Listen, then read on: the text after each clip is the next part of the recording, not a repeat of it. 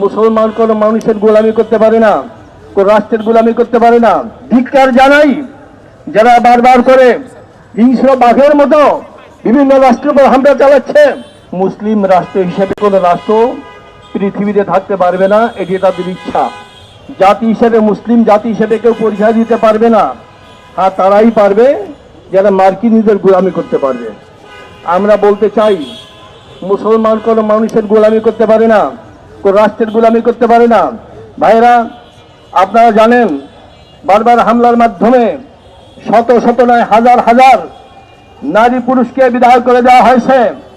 আমরা প্রথমে স্মরণ করি ইরানের সর্বোচ্চ নেতা আয়াতুল্লাহ খামেনি সহ সর্বোচ্চ নেতৃবৃন্দ যাদেরকে হত্যা করা হয়েছে, তাদের রুহের মাগফিরাত কামনা করছি। আর যারা আহত অবস্থায় কাটাচ্ছেন তাদের সুস্থতা কামনা করছি।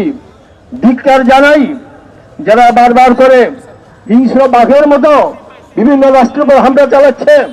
আপনার ইতিহাস জানেন, আফগানিস্তানে কি করেছিল, ইরাকে কি করেছিল, ইরানি কি করতেছে। অর্থাৎ একের পর এক ওরা যেভাবে আচরণ প্রদর্শন করছে, আমার মনে হয়, আমাদের মনে হয় ওদের ইচ্ছা মুসলিম রাষ্ট্র হিসেবে কোনো রাষ্ট্র থাকতে পারবে না। তবে আমরা বলতে চাই, মুসলিম রাষ্ট্র থাকবে, মুসলমান থাকবে, কিন্তু কারো গোলামি করে থাকবে না।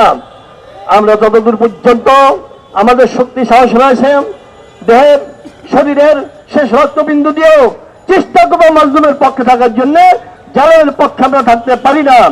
আর ধিক্কার জানাই তথাকথিত জাতিসংঘকে। জাতিসংঘ হয়েছে এখন মুসলিম নিধন সংঘে পরিণত হয়েছে।